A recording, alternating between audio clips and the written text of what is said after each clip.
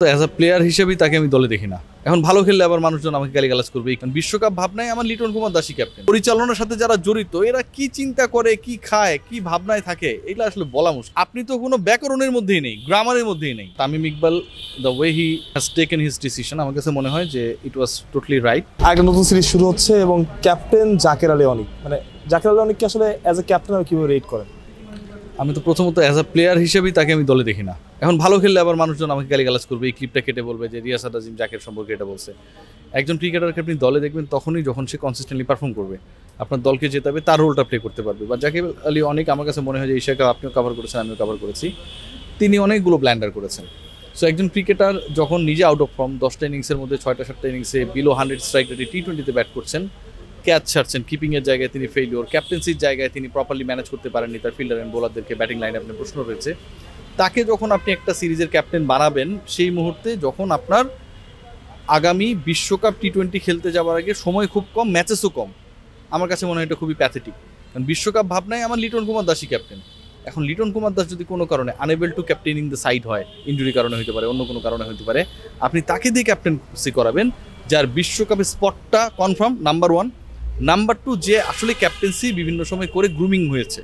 জাকের আলী অনেককে আপনি বলেন না যে আপনি কয়টা সিজনে ডোমেস্টিক ক্রিকেটে ক্যাপ্টেন্সি করতে দেখেছেন। যদি উত্তরটা হয় না, তাহলে বাংলাদেশ ক্রিকেট বোর্ড আসলে কি করতে চায় সেটাও তারা জানে না।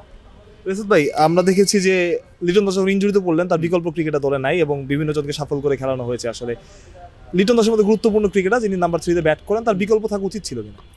সবচেয়ে বড় ব্যাপার কি, লিটন দাসের বিকল্প ধরেন আছে, আপনি সেই বিকল্পকে পাঠানোর মতো পর্যাপ্ত প্রস্তুতি নিয়েছিলেন কিনা। ইলেকশন নিয়ে কিন্তু অনেক কিছু করতেছে, কিন্তু সৌম্য সরকারের যাওয়া নিয়ে যে অনিশ্চয়তা তৈরি হয়েছিল, অবশেষে তিনি যেতে পারলেন, তাও সিলেট হয়ে যেতে হয়েছে, এর থেকে দুঃখজনক কিছু হইতে পারে না। আপনি একটা টুর্নামেন্টে দল পাঠিয়েছেন, আপনি সেই টুর্নামেন্টে স্ট্যান্ড বাই ক্রিকেটারও আপনি রেখেছেন, অথচ আপনি জানেন যে আপনার একজন পার্টিকুলার ক্রিকেটার ক্যাপ্টেন, আপনার টপ অর্ডার ব্যাটার, নাম্বার 3-তে ব্যাট করেন, ইনফর্ম, তিনি ইনজোর্ড, এবং সেই ইনজুরি ট্রেড দেখে আপনি বুঝতে পারছেন যে 2 সপ্তাহের আগে ঠিক হবে না। এমন তো না যে ইনজুরি 5 দিন পরে টিম ম্যানেজমেন্ট বুঝতে পারছে যে এই ইনজুরির সাথে 2 সপ্তাহ লাগবে, তা কিন্তু না। আমরা কৌশলগত কারণে হয়তো বলি নাই যে লিটন দাস কবে খেলতে পারবে বা ব্যাক করতে পারবে, প্রতিপক্ষ যেন প্ল্যান করতে না পারে, রাইট? সেটাই ছিল কারণ। কিন্তু আপনি কিন্তু জানেন ইন্টারনালি যে আপনার এই ক্রিকেটার কতদিন মাঠের বাইরে, তাহলে আপনি এই গুরুত্বপূর্ণ ম্যাচেসগুলোর আগে কি কারণে আপনি আপনার বিকল্প ক্রিকেটারদেরকে উড়িয়ে নিয়ে গেলেন না? আপনি নাম্বার 4-এ ব্লান্ডার করেছেন, শাক মেহেদীকে সেদিন নামিয়েছেন, আপনার ওপেনিংয়ে শিফটিং করেছেন, সেটা সাকসেসফুলি কাজ করে নাই। হ্যাঁ, ওপেনিংয়ে হয়তো সাইব রান করেছে, but what actually his partners did.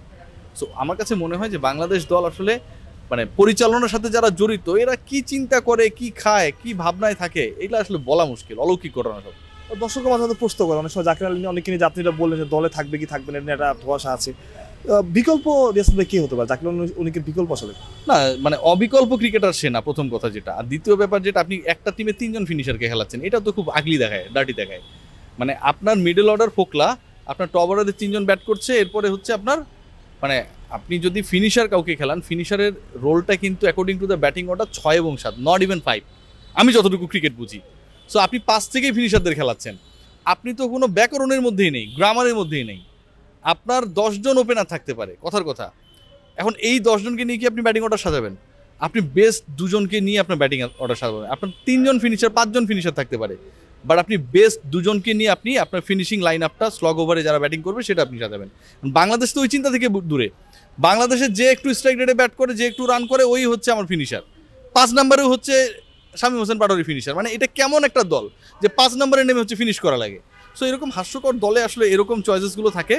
Option of course আছে, ঠিক আছে, কিন্তু সেই অপশনগুলো আসলে আমরা কোথায় ব্যবহার করবো সেই ব্যাপারটা নিয়ে আমার কাছে মনে হয় যথেষ্ট কনফিউশন রয়েছে। রিয়াসাত ভাই, একদম লাস্ট প্রশ্ন ক্রিকেট নিয়ে, সেটা হচ্ছে যে কালকে ম্যাচ, আপনি যদি একাদশটা বলতেন, আপনার প্রবল একাদশ আর কি, ভুল তো না হতে পারে, বাট আপনি কি মনে করেন একাদশ কেমন হওয়া উচিত? আমার একাদশে আমি বাংলাদেশ যেহেতু এই মুহূর্তে একটা প্রপার জায়গায় রয়েছে যেখানটায় কোনো প্রপার অলরাউন্ডার নাই, সেখানে 5 জন আমি বোলার খেলাতে আগ্রহী। 3 জন পেসার ডেফিনেটলি খেলা উচিত, 2 জন স্পিনার, এবং ওই স্পিন সাইডে আসলে রিশাদের সাথে রিশাদ থাকবে। আপনি শাক মাহাদি এবং নাসিমের মধ্যে থেকে হয়তো একজনকে চুজ করবেন। 3 পেসারের মধ্যে ওয়ার্কলোড ম্যানেজ করার ইস্যুটা আসলে প্রথম ম্যাচে আসার কথা না, কারণ যথেষ্ট গ্যাপের মধ্যে ক্রিকেটাররা ছিলেন। সো ওই জায়গা থেকে লাস্ট ম্যাচেও যদি তাসকিনের পারফরমেন্স দেখেন, 3টা উইকেট নিয়েছে, খুব ভালো করেছিলেন, শুরুর উইকেট নিয়েছিলেন। তাসকিন আহমেদকে আমি খুবই প্রেফার করি, তানজিম সাকিবকে প্রেফার করি, ডেফিনেটলি মুস্তাফিজুর রহমান। আর টপ 6-এর মধ্যে যেহেতু লিটন কুমার দাস নাই, কারণ সৌম্য সরকারকে আপনি খেলাবেন কি খেলাবেন না সেটা একটা বড় প্রশ্ন। সৌম্য সরকারকে যদি আপনি খেলান সেক্ষেত্রে সৌম্য সরকার খেলার জন্য কতটুকু প্রিপেয়ার্ড হতে পেরেছে, কারণ ম্যাচ শুরুর 24 ঘন্টা আগে সে পৌঁছাইতেছে সেখানটায়। আবহাওয়ার সাথে রেডি হওয়াটা বা নিজেকে খাপ খানোটা ডিফিকাল্ট। সাইফের পার্টনার কে হবে সেটা দেখার, কারণ দুজন ব্যাটারি আসলে ফ্লপ, তানজিদ হাসান তামিম কিংবা পারভেজ হোসেন ইমন।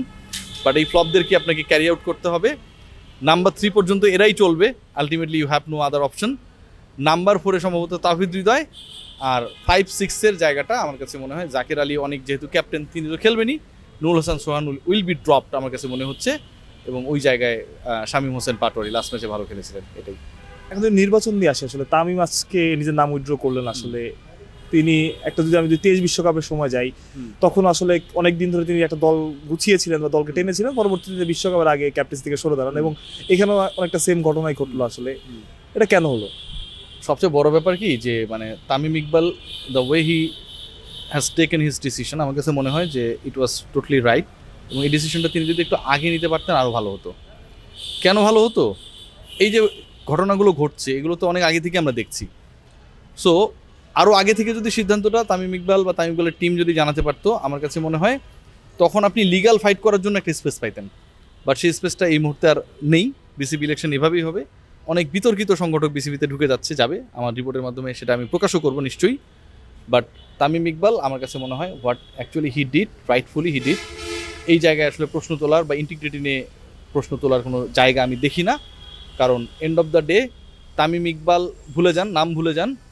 যারা ইলেকশন থেকে সরে দাঁড়ালো তাদেরকে আমি ভালো বা খারাপ কোনো দিকেই ট্যাগিং করছি না। একদম লাস্ট প্রশ্ন, এই পরিস্থিতিতে আসলে তামিম ইকবালের মতো ক্রিকেটার, তিনি বহুদিন ধরে ক্রিকেটার হিসেবে ছিলেন, তার সরে দাঁড়ানো বা অনেকজনই সরে দাঁড়িয়েছে যারা প্রতিনিধি ছিলেন, আসলে একটু কি অস্থির করে তুলবে কিনা নির্বাচনের পরিবেশটা? নির্বাচনী পরিবেশ তো অলরেডি স্থির না। মানে একটা নির্বাচন হয়ে যাওয়া বা নির্বাচনে কোনো ঝামেলা হইলো না, কম্পিটিশন হইলো না, তার মানে কিন্তু ভালো নির্বাচন হলো সেটা না। যদি সেটা হতো তাহলে তো গত 16 বছর ধরে যে ইলেকশনগুলো হয়েছিল নাকি কেউ প্রশ্ন তুলতো না। ওই ইলেকশনে কি মারামারি কাটাকাটি হয়েছে নাকি? কোনো কিছুই হয়নি। সো ব্যাপার যেটা, বাংলাদেশ ক্রিকেট বোর্ডের ইলেকশনটা সেই দিকেই গেছে, সেই দিকেই যাচ্ছে, এবং মহাবিতর্কিত লোকজন এখানটায় ঢোকার পায়তারা করছে, তারা ঢুকেও যাবে। ইনফ্যাক্ট এটা আমাদের ক্রিকেটের জন্য মঙ্গলজনক না, কোনোভাবেই মঙ্গলজনক না। বুলবুল ভাই তো একটা ভালোই ম্যাচ রয়েছে, তার ইমেজের জন্য এটা ক্ষতিকর। আসিফ মাহমুদ, সজীব ভুঁইয়ার ইমেজের জন্য এটা ক্ষতিকর। এখন হয়তো তারা বুঝতে পারছেন না, বাট বুঝতে পারবেন।